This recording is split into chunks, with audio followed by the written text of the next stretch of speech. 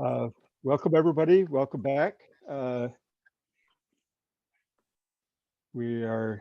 We just spent 2 days listening to inspiring uh, and informative uh, openings, workshops on how it, First Nations communities are taking control of First Nations education. So it's been very exciting. So I'm going to uh, turn it over to Dr. Tremblay for some closing remarks. Goa. Thank you, Simon. My goodness, I can't believe it. We just listened to, there were over yesterday, we had 18 speakers. Today, we had 7 speakers. So a total of 25 speakers for a day and a half, where you eloquently spoke to about your local organization, the work you're doing to move First Nations education forward, and to create positive learning outcomes for students, for parents, for teachers, and how amazing you were. All of you gave us a tremendous gift by sharing your insight of the detail that you have to go to do what you do. And so the commonality is that everyone is passionate. Everyone knows what it takes to present at the local, organizational, individual level to do this. And you know what? The other commonality is the diversity. It's all different. And yet we see similarities in the pictures and the storytelling, because that's an oral tradition that's common, but how it's how it's unfolding at the local level in each place is different. And so we saw that today when we listened to the stories that were provided by Jacob. We saw it yesterday in the storytelling by the elders and traditional speakers.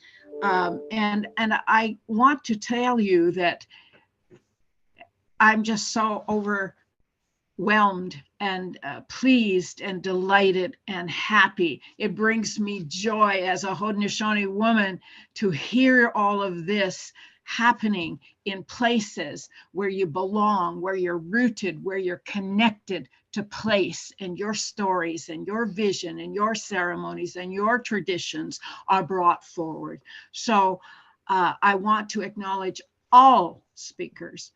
All of you did a tremendous job and giving us the wow factor and showing us the diversity, and yet we're all doing what needs to be done at the local level. So Nyawagoa, and thank you for the members. Please join us for our AGM at 1 o'clock.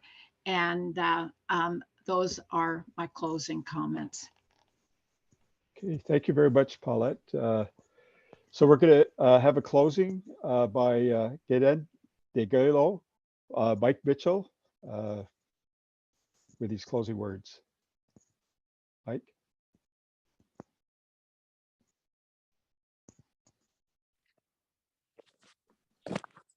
I'm getting the hang of this, Simon. I'd be speaking away, nobody would hear me. You're doing better than me. Well, it's been a very interesting a couple of days. And there is always pride in your heart when you hear the efforts of your teachers, your elders, your technicians, just grassroots people that are coming forth, offering their ideas. So it's been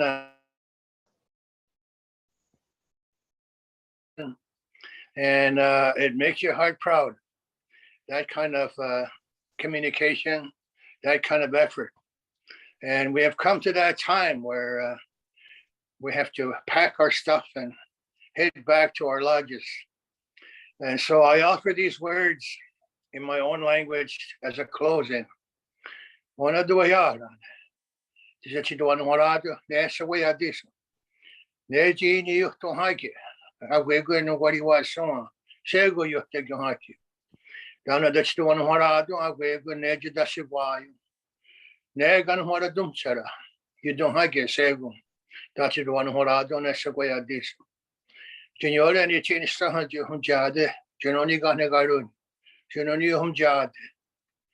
Geno agwego ne gaidi ni gora gaze ci do honani haki. Neoni ne degin de gara pare. Aska ne ci do wachi. Aska ye ci sota. Asota ne ka gara. One ni ori o gisto no quasso. Agwego gadi di do arore che scani guna gionia. Ti no morado agwego. We close off as we have begun this morning by offering words of connectiveness to the land, to the waters, to the medicines, to the tree life, the animal life, the bird life, all of creation. We offer words of comfort to the four winds, to a grandmother moon, to an elder brother sun, the stars and above, to the land of the Creator, who gave us these lessons of life to our ancestors and who have passed it down the generations to us to be guardians, guardians of our ceremonies, guardians of our languages, guardians of a spiritual connectiveness to land and to each other, the sacred teachings, how we must be able to respect each other at the same time, honor ourselves, and be aware of the differences and respect those thoughts as we go day to day about our business. Today and the last day before, we honor ourselves by listening to very wise people present to us their ideas. We have gained that much more knowledge.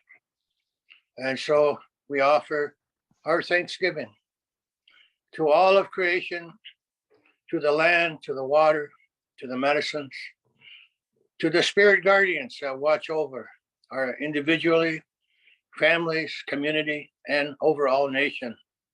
And those teachings that are passed down through the generations is what sustains us, what gives us that awareness of life, awareness of ceremony. Nothing has been tossed aside, reclaiming our education, teachings of awareness of our people's nations. Those cultural and language teachings is what's going to make us survive going into the future. An awareness who we are as a people.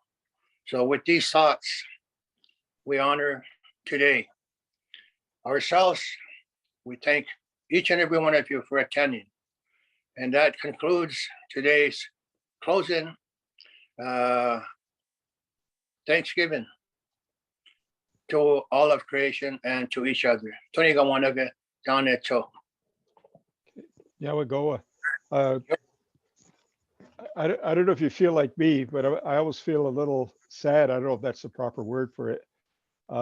When we've had two wonderful days, but I want to invite you to, we have a couple more gatherings in November, one on November 9th with Imelda Purley from, she's Maliseet, a knowledge holder, and on November 30th, Teresa Edwards, who's the executive director of Legacy of Hope, who will give us some of the lessons learned of the work that they're doing with First Nations schools and non-First Nations.